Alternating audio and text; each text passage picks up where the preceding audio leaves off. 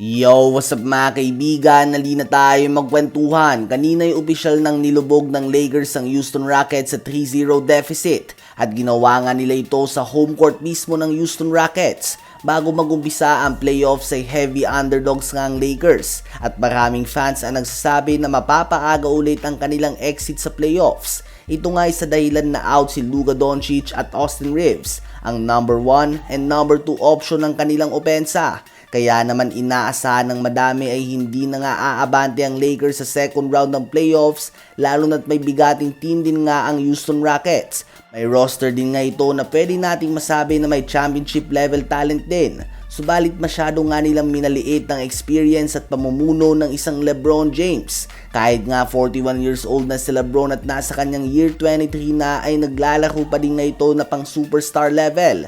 Ang kanyang experience nga ay hindi matatapatan ng kahit na sinong player. Bukod sa kanya ay napakatindi din nga ng tulong tulad nila Luke Kennard, Marcus Smart, Rui Hachimura, DeAndre Ayton at iba pa. Pahayag nga ng iba ay kapag napangunahan umano ni LeBron ng Lakers sa series na ito sa 4 na panalo nang wala si Luka Doncic at Austin Reeves ay tapos na nga daw ang usapan ng GOAT dahil sino pa naman daw ang gagawa nito. Well, ngayon nga ang Lakers ay hawak na ang 3-0 lead. Hindi pa tapos ang series na ito, subalit sa history nga ng NBA ay wala pang kahit isang team na nakakabalik from down 3-0. Kaya naman hindi inaasahan ng madami na masisilat pa ang Lakers sa series na ito. Ano ba masasabi nyo sa performance ng Lakers ngayong hawak nila ang 3-0 lead sa first round matchup laban sa Houston Rockets kahit na wala si Luka Doncic at Austin Reeves? Habang ang Boston Celtics naman ay bumawi at tinalo ang Philadelphia 76ers sa home court nito sa score na 108-100. Gumawa nga ng mga clutch basket sila Jason Tatum at Peyton Pritchard upang masilyahan ang panalo na ito. 25 points, 5 rebounds, and 7 assists si Jason Tatum. 25 points, 7 rebounds, 4 assists, and 3 blocks si Jaylen Brown.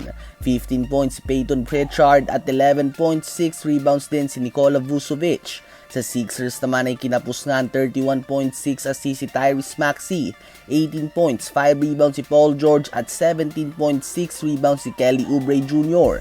Ang Game 4 ay gaganapin pa din sa home court ng Sixers. Ang San Antonio Spurs naman na walang Victor Wembanyama at nalubog na nga sa 15-point deficit ay nakompleto pa din ang comeback laban sa Portland Trail Blazers at tinalo nila ito sa score na 120-108.